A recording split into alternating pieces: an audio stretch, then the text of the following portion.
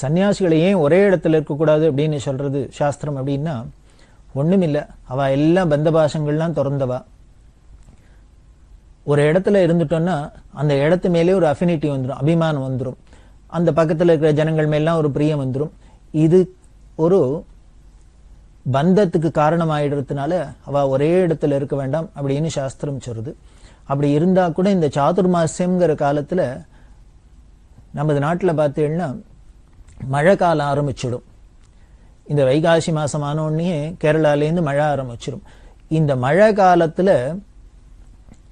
ஐப்பசி கார்த்திகை வரைக்கும் இந்த மழை காலம் தொடர்ந்து இருக்கும் நாட்டில் பல பாகங்கள்ல. இந்த மழை காலத்துல அவளுக்கு யாத்திரை பண்றது சிரமமா இருக்கும். இன்னொன்னு, மழை காலத்துல மழை பெஞ்சதுன்னா மழை முடிஞ்சோன்னு பார்த்தீங்கன்னா பலவிதமான ஜீவராசிகள் உற்பத்தி ஆகியிருக்கும். இதெல்லாம் குறுக்கையும் நடுக்கையும் வேண்டி எத்தனையோ பார்த்தீங்கன்னா பூச்சி, கண்ணுக்கு தெரியாத புழு பூச்சிகள்லாம் எவ்வளோ எக்கச்சக்கமா இருக்கும். இதுக்கெல்லாம் அவளால ஏதான ஒரு ஹிம்சை வந்துட போறது அவ யாத்திரையில இருந்தா அப்படிங்கிறதுனால தான் சொல்றது. ஏன்னா சன்னியாசிகளுக்கு ரொம்ப முக்கியமானது அஹிம்சைங்கிறது. இந்த அஹிம்சை தான் சன்னியாசத்தோட ரொம்ப முக்கியமான குறிக்கோள். அவ மந்திரம் சன்னியாசத்துக்கு சொல்றதையே என்ன சொல்லி வாங்கிக்கிறா அப்படின்னா, என்ன பார்த்தா எந்த ஜீவராசிகளுக்கும் பயம் இல்லாத இருக்கட்டும் அப்படின்னு சொல்லிதான் சன்னியாசத்துக்கு மந்திரமே. அதனால சன்னியாசிகளுக்கு 3 விரதம் ரொம்ப முக்கியம்.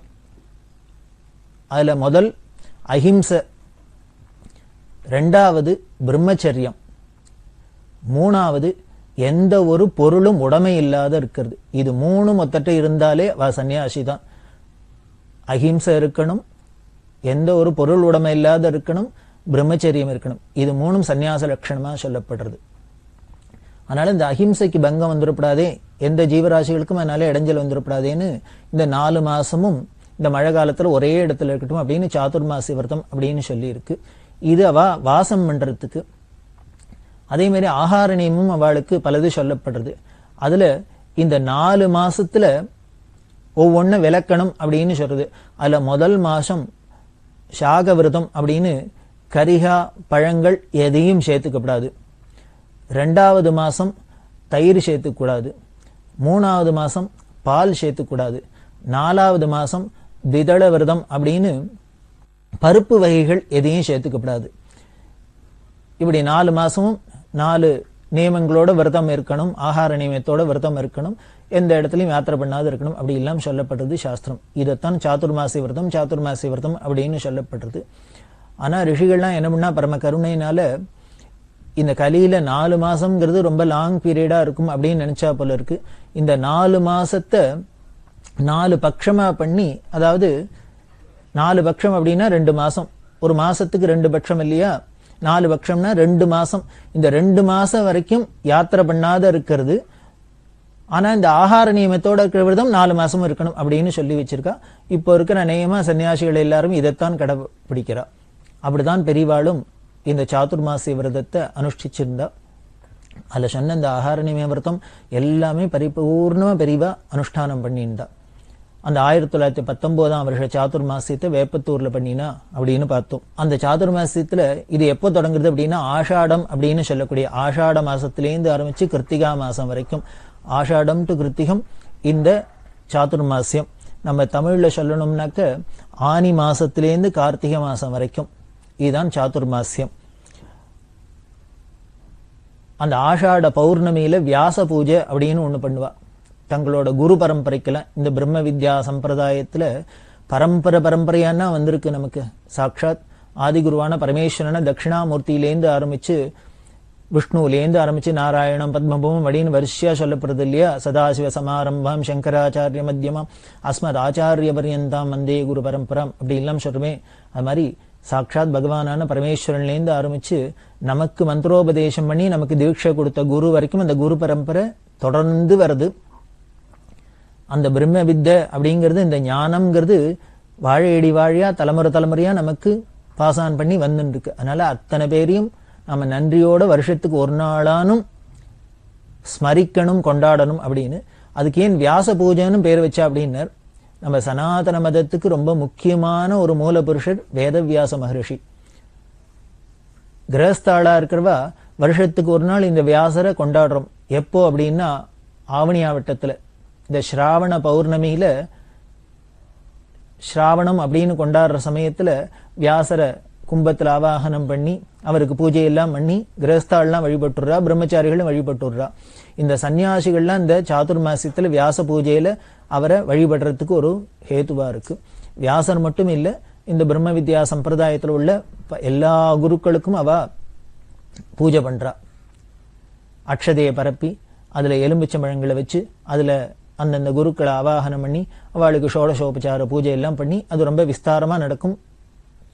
வியாச பூஜைங்கிறது பெரியவா ஆரம்பிச்சாள்னா கார்த்தால 10 மணிக்கு ஆரம்பிச்சாள்னா கிட்டத்தட்ட சாயந்தரம் 4 மணி மட்டும் பூஜை பண்ணுவா இந்த வியாச பூஜையை. அவ்வளவு விமர்சையா நடக்கும். அந்த ஆஷாட பௌர்ணமிக்கு முத நாள் தான் துவாதசியிலேந்து தான் இந்த ஆகார விரதம்லாம் இருக்க ஆரம்பிப்பா. இந்த ஆகார நியமம் எப்போ பூர்த்தி ஆகும்னா கார்த்திகை மாசம் அந்த கார்த்திகை பௌர்ணமிக்கு முன்னால வர துவாதசியோட முடியும்.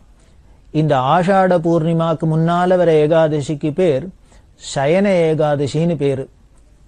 என்ன சயன ஏகாதசி அப்படின்னா விஷ்ணு அப்ப படுத்துக்க போறார், சயனத்துக்கு போறார், அதனால சயன ஏகாதசின்னு பேரு. இந்த கார்த்திகை மாசத்துல வர இந்த கிருத்திகா பௌர்ணமிக்கு முன்னால வர ஏகாதசிக்கு பேர் உத்தான ஏகாதசின்னு பேரு. அப்ப ஏந்திருக்கிறார். ஆஷாட ஏகாதசியில சயனத்துக்கு போய் இந்த கிருத்திகா ஏகாதசியில எழுந்திருக்கிறார். அந்த ஏகாதசிக்கு மறுநாள் துவாதசியில என்ன பண்ணுவான்னா இந்த உத்தான ஏகாதசிக்கு மறுநாள் துவாதசியை தான் பிருந்தாவன துவாதசி அப்படின்னு சொல்லி அன்னைக்கு தான் எல்லாத்தையும் சேர்த்துண்டு இந்த சன்னியாசிகள்லாம் பிக்ஷை பண்றது. அதாவது 4 மாசத்துல ஒன்னொன்ன தள்ளி இருந்தா இல்லையா, அதை எல்லாத்தையும் சேர்த்துன்னு இந்த விரதத்தை பூர்த்தி பண்றது அப்படின்னு. இந்த சாதுர்மாசிய விரதம் காஞ்சி மடத்துல பார்த்தீங்கன்னா ரொம்ப கோலாகலமா இருக்கும். இன்னி வரைக்கும் அந்த ஆச்சார அனுஷ்டானம் அந்த சாஸ்திரத்துல சொன்ன விதிப்படி இன்று வரைக்கும் நடந்துட்டு தான் வருது. அது காஞ்சி மடத்தோட தனி சிறப்பு. இப்படி இந்த சாதுர்மாசியத்தை வேப்பத்தூர்ல பண்ணின பெரியவா தஞ்சாவூர் ஜில்லால பல இடங்கள்ல யாத்திரை பண்ணியிருந்தா. 1920ஆம் வருஷம் திருவாரூருக்கு விஜயம் பண்ணினா. திருவாரூர் பெரிய மூலாதார கஷேத்திரம் அப்படின்னு தியாகராஜ சுவாமி, கமலாம்பா, நீலோத்பலாம்பா, சுந்தரமூர்த்தி சுவாமிகள் இருந்த க்ஷேத்திரம். இப்படி பல பெருமை உள்ளது இந்த திருவாரூர். அந்த திருவாரூர்ல கோலாகலமா அவளுக்கு வரவேற்பு. பெரியவா எங்க போனாலுமே பெரிய கோலாகல வரவேற்பு தான். அவ யாத்திரை பண்றதே 200க்கும் மேற்பட்ட சிப்பந்திகள், 30 மாட்டு வண்டிகள், நிறைய பசுமாடு, யானை, குதிரை, ஒட்டகம், தந்தப்பல்லாக்கு அப்படின்னு பார்த்தா அந்த பரிவாரங்களை பார்த்தா பெரியவா ஒரு ஊருக்கு வந்தாள்னா ஒரு பெரிய ஊரே திரண்டு வராப்புல இருக்கும், கிராமமே நகுந்து வராப்புல இருக்கும். அப்படிதான் பெரியவா யாத்திரை பண்ணியிருந்தா.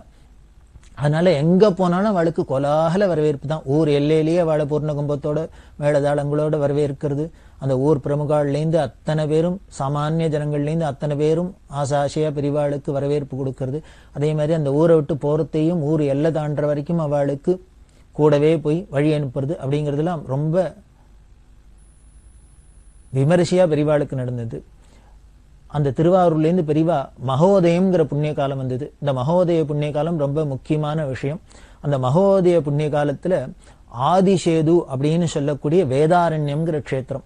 அந்த வேதாரண்ய க்ஷேத்திரத்துல சமுத்திர ஸ்நானத்துக்காக கோடிக்கரை அப்படின்னு சொல்றோம். இந்த கோடிக்கரையில போய் சமுத்திர ஸ்நானம் பண்ணினா அந்த மகோதய புண்ணிய காலத்துல ரொம்ப விசேஷம்னு சொல்லிக்க. அர்த்தோதயம், மகோதயம் அப்படின்லாம் வருது. அந்த புண்ணிய காலங்கள்லாம் போய் வேதாரண்யத்துல கோடிக்கரையில சமுத்திர ஸ்நானம் பண்ணினா பெரிய பலன் அப்படின்னு சாஸ்திரம் சொல்றது. அதனால இந்த மகோதய புண்ணிய காலத்துல கோடிக்கரையில ஸ்நானம் பண்ணுங்கிறதுக்காக பெரியவா வேதாரண்யத்துக்கு போனா. வேதாரண்யம் பெரிய க்ஷேத்திரம், திருமறைக்காடு அப்படின்னு தமிழ்ல சொல்றா. தேவாரம்பாடின மூவர்ல 2 பேரான ஞானசம்பந்த பெருமாளும் அப்பர் சுவாமிகளும் இந்த வேதாரண்யத்துல பேர்க்கிறதை தான் கோவில் கதவு சாத்தியே இருக்க இவா சுவாமி வேதாரண்யேஸ்வர தரிசனம் பண்ண முடியலையே அப்படின்னு தாபப்பட 2 பேரும் பதிகம் பாடி அந்த கோவில் கதவை திறந்து திருப்பி கோவில் கதவு சாத்திக்க முடியுமா பண்ணினா அப்படின்னு நமக்கு அவளோட சரித்திரம்லாம் சொல்றது. அவ்வளவு உயர்ந்த க்ஷேத்திரம். வேதமே காடா இருந்து பரமேஸ்வரனை பூஜை பண்ணித்தனால வேதாரண்யம் திருமறைக்காடு அப்படின்னு பேரு. சுவாமி பேரு வேதாரண்யேஸ்வரர், அம்பாள் பேரு வீணாவாத விதூஷிணி அப்படின்னு பேரு. அதாவது வீணையோட நாதத்தை விட யாழோட நாதத்தை விட இனிமையா இருக்குமா அம்பாள் வாயை திறந்து பேசினா. சௌந்தர்யலீல ஆச்சாரியர்கள் அப்படித்தானே சொல்றார். சரஸ்வதி வீணையை வச்சுன்னு கானம் பண்ணியிருந்தா, பரமேஸ்வரனோட பெருமையை பாடியிருந்தா, அம்பாளுக்கு முன்னால அம்பாள் உட்காந்து கேட்டுண்டா. அப்படி கேட்டு அம்பாளை என்ன பண்ணினா, சரஸ்வதி வீணை வாசிக்கிறதுக்கு கேட்பானே, அவ பாடுறதுக்கு கேட்பானே, கலைகளுக்கெல்லாம் அதிதேவதை. அப்படி சரஸ்வதி ஆனந்தமா பரமேஸ்வரனோட பெருமையை கானம் பண்ணி யாழோட வீணையோட வாசிச்சுன்னு பாட, அதுல மயங்கி அப்படியே அம்பாள் தலையாட்டின்னு பேஷ் பேஷ் அப்படின்னு அதுக்கு அப்ரிஷியேட் பண்ணி சொன்னாலாம். இப்படி அம்பாள் பேஷ் பேஷ்னு சொன்னோன்னு சரஸ்வதி என்ன பண்ணாலாம், வெக்கப்பட்டு தன்னோட பாட்டை நிறுத்திட்டு, வீணை வாசிக்கிறதையும் நிறுத்திட்டு, தன்னோட வீணையை தூக்கி ஒரையில போட்டு மூடி வச்சா அப்படின்னு ஆச்சாரியால் ரொம்ப ரசனையா சௌந்தர்யலஹரீஸ்வரர். ஏன் அம்பாள் பேஷ் பேஷ்னோன்னு ஒரு வித்வானா இருந்தா அப்ரிஷியேட் பண்ணினா, அப்ளாஸ் வந்தா மேற்கொண்டுனா நிறைய பாடணும். அம்பாள் ஏன் இப்படி சொன்னோன்னு சரஸ்வதி வீணையை மூடி வச்சான்னர். அம்பாளோட இந்த பேஷ் பேஷ்னு சொன்ன அந்த குரலோட இனிமையை கேட்டோன்னு சரஸ்வதிக்கு வெக்கமா படுத்தான். இவ சாதாரணமா பேஷ் பேஷ்னு பேசுறதே இவ்வளவு சங்கீதம் மாதிரி இனிமையா இருக்கே, இவளுக்கு முன்னாலே நம்ம கைவரிசையை காமிச்சோம், வீணையை வாசிச்சு காமிச்சோம், பாடினோம் அப்படின்னு அவளுக்கு வெக்கமா இருந்துதான். இது எதுக்கு சொல்றோம் அப்படின்னா, இந்த திருமறைக்காட்டுல அம்பாளுக்கு வீணாவாத விதூஷணி அப்படின்னு பேர் இருக்கும் இல்லையோ, இது ரொம்ப பொருத்தம் அப்படிங்கிறதுக்கு ரெஃபரன்ஸ் மாதிரி இருக்கு இந்த சௌந்தர்ய ஆச்சாரியால் சொல்ல ஸ்லோகம். அப்படி ஒரு உயர்ந்த க்ஷேத்திரம், அந்த வேதாரண்யத்தை தரிசனம் பண்ணிட்டு அந்தந்த ஊரை சுத்தீவிர உள்ள கிராமங்களுக்கெல்லாம் பெரியவா யாத்திரை பண்ணினா. இந்த யாத்திரையில நான் முக்கியமான ஊர்கள்லாம் தான் சொல்லிட்டு வரேன். ஆனா அந்தந்த ஊர்ல இந்த ஊர்லேருந்து அந்த ஊருக்கு போறதுக்கு முன்னால நடுப்பறை என்னென்ன ஒரு க்ஷேத்திரங்கள்லாம் இருந்ததோ, சின்ன சின்ன கிராமமா இருந்தா கூட அந்த இடங்களுக்கெல்லாம் போய் இருந்து அந்த ஊர்ல எல்லாம் அந்தந்த சௌரியத்துக்கு ஏத்தாப்புல நாட்கணக்கில் தங்கி அவளோட உபச்சாரங்கள்லாம் ஏத்துண்டு அப்படி இல்லாம பெரியவா யாத்திரை பண்ணிட்டு வந்திருக்கா. அந்த வேதாரண்யத்திலேருந்து நாகப்பட்டினத்துக்கு வந்தா. நாகப்பட்டினம்ங்கிறது பெரிய க்ஷேத்திரம். நமது தமிழ்நாட்டில் அதுவும் பார்த்தா பக்திக்கு பாகவத்துல சொல்றது, பக்தி எங்க பிறந்தது அப்படின்னு திராவிட தேசத்துல தான் பிறந்தது அப்படின்னு சொல்றது. தமிழ்நாட்டில் தான் பக்தியே பிறந்தது அப்படின்னு ஸ்ரீமத் பாகவதம் சொல்றது. அதுக்கு சாட்சியா தான் நீங்க பார்த்தேன்னா நமது பாரத தேசத்துல எவ்வளையோ மாநிலம் இருக்கு, எங்கேயும் இல்லாத ஒரு பெருமை தமிழ்நாட்டுக்கு என்னன்னு, திரும்பின இடம்லாம் கோவில். எந்த ஒரு கிராமமா இருந்தாலும் எந்த ஒரு சின்ன ஊரா இருந்தாலும் அங்க நிச்சயம் கோவில் இல்லாத ஊரே கிடையாது. கோவில் இல்லாத ஊரில் குடியிருக்க வேண்டாம் அப்படின்னா நமக்கு சொல்லப்பட்டிருக்கு. இந்த பழமொழி தமிழ்நாட்டில தானே இருக்கு. அதனால ஜனங்கள் இருந்தாலே அந்த ஊர்ல கோவில் இருந்தது அப்படிங்கிறது தெரியுது. அந்த கோவில் இல்லாம சாதாரண கோவில்லாம் இல்ல, பெரிய பெரிய ரிஷிகள்லாம் தேவதைகள்லாம் பல பக்தாள்லாம் பிரதிஷ்டை பண்ணி பூஜை பண்ணின கோவில். அதனால ஒவ்வொரு க்ஷேத்திரமும் ஒவ்வொரு கிராமத்திலுமே இவ்வளவு சிறப்போட இருந்ததுனால பல க்ஷேத்திரங்களோட பெருமை நமக்கு ஆச்சரியமா இருக்கு. அதுல ஒண்ணு இந்த நாகப்பட்டினம். இந்த நாகப்பட்டினத்துல காயாரோகணேஸ்வரன் சுவாமி அம்பாள் நீலாயதாட்சி. காயாரோகணம் அப்படின்னு பரமேஸ்வரன் என்ன பண்றாரான்னு, எந்த ஜீவன் அந்த க்ஷேத்திரத்துல போய் எந்த ஜீவன்கள்லாம் மறிக்கிறதோ அவளோட ஆவியை மட்டும் எடுத்துக்கிறது இல்ல, அந்த ஆத்மாவை மட்டும் அவர் ஐக்கியம் பண்ணிக்கிறது இல்ல, அந்த சரீரத்தோடையே அப்படியே ஐக்கியம் பண்ணிக்கிறாராம். காயத்தோட ஆரோகணம் பண்ணி அவர் ஏத்துண்டு சாயுஜ்யம் கொடுக்கிறார் அப்படின்னு இந்த க்ஷேத்திர மகாத்மியம்லாம் சொல்றது. அதனால அது பேர் காயாரோகண க்ஷேத்திரம்னு பேரு. இந்த நாகப்பட்டினத்துல காயாரோகணேஸ்வரன்னே பேரு. இந்த நாகப்பட்டினம் மட்டும் காயாரோகணம் இல்லை, இன்னும் 2 காயாரோகண க்ஷேத்திரம் இருக்கு. மொத்தம் 3 காயாரோகண க்ஷேத்திரம். அதில் நாகப்பட்டினம் காயாரோகணம் பெருசு. நாகைக்காரோணம், கச்சிக்காரோணம், குடந்தைக்காரோணம் அப்படின்னு 3 சொல்லப்பட்டிருக்கு. கச்சிக்காரோணம் அப்படின்னு காஞ்சிபுரம் ஒரு காயாரோகண க்ஷேத்திரம். காஞ்சிபுரத்துல காயாரோகணேஸ்வரர் அப்படின்னு க்ஷேத்திரம், அங்க கோவில் இருக்கு. அத குரு கோவில் அப்படின்னு இப்ப சொல்றா.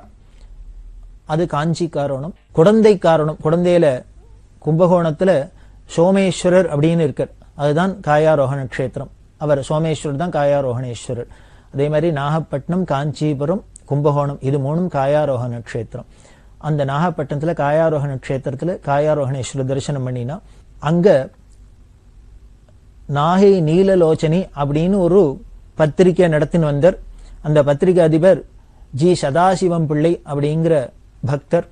அவர் பெரியவாளை வந்து தரிசனம் பண்ணி பெரியவாள்கிட்ட ரொம்ப ஈடுபட்டு பெரியவா மேல 5 கவிதை பாடி பெரியவாளுக்கு அர்ப்பணம் பண்ணினார்.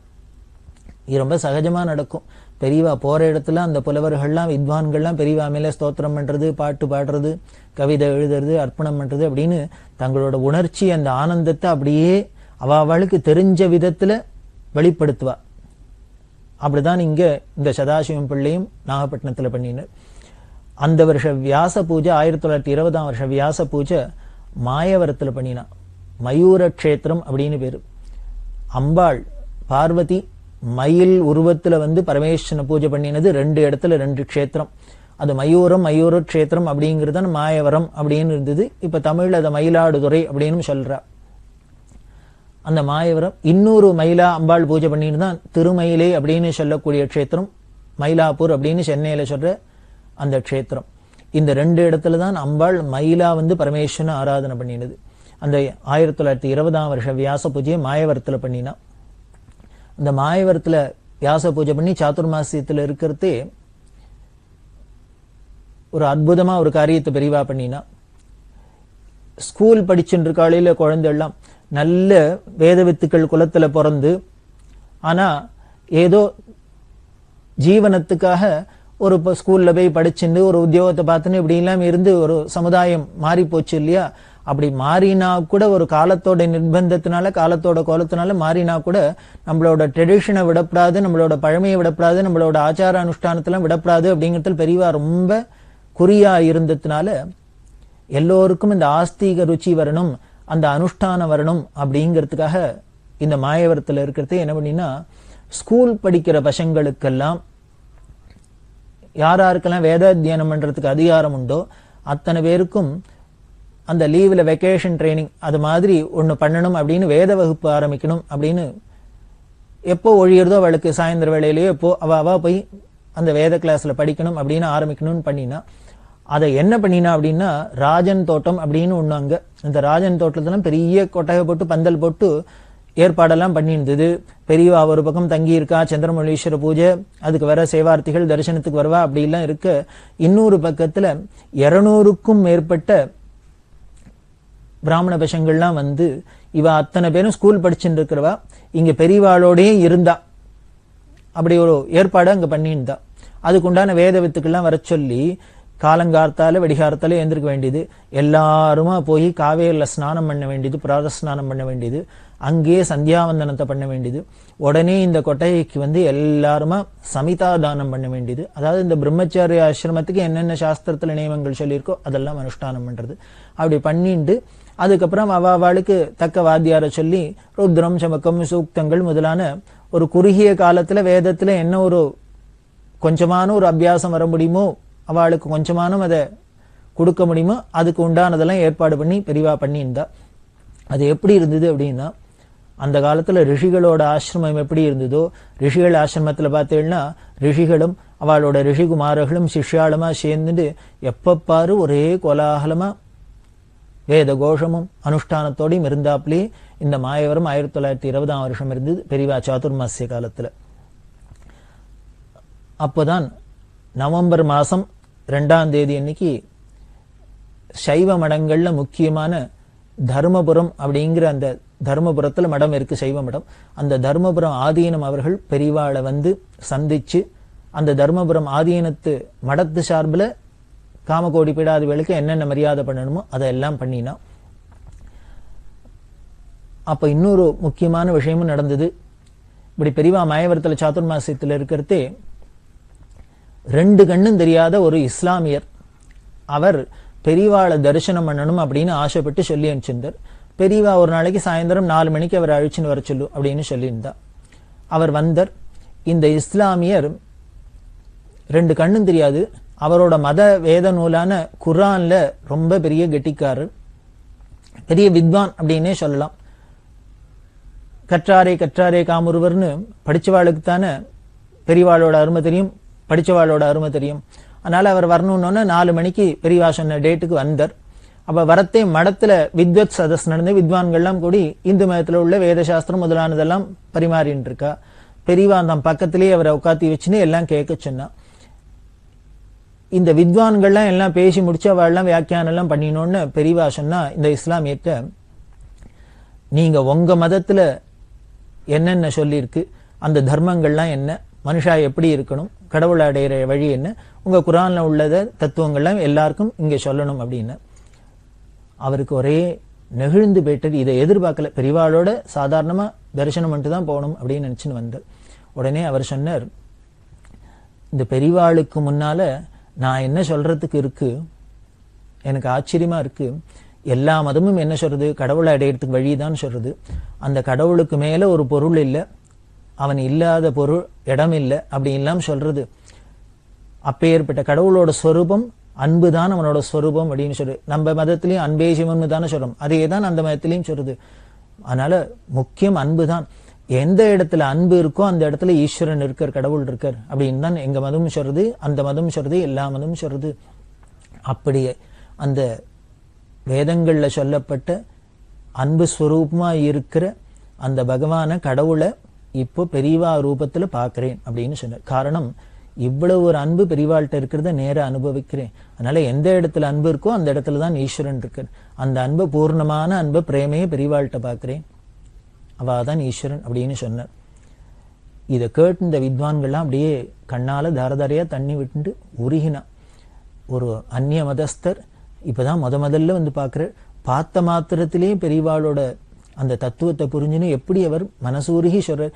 இது ஒன்றும் ஏற்பாடு பண்ணிட்டு ஷோக்கு சொன்னது இல்லை, அவர் ஆத்மார்த்தமா சொன்னது. இதை கேட்டோன்னே எப்பொழுதுமே எந்த ஒரு வார்த்தையும் நாம மனசார ஆத்மார்த்தமா ஒண்ணு சொன்னோம்னா யாரா இருந்தாலும் அவ கேட்கிறவாள அது உருக்கத்தான் உருக்கும்.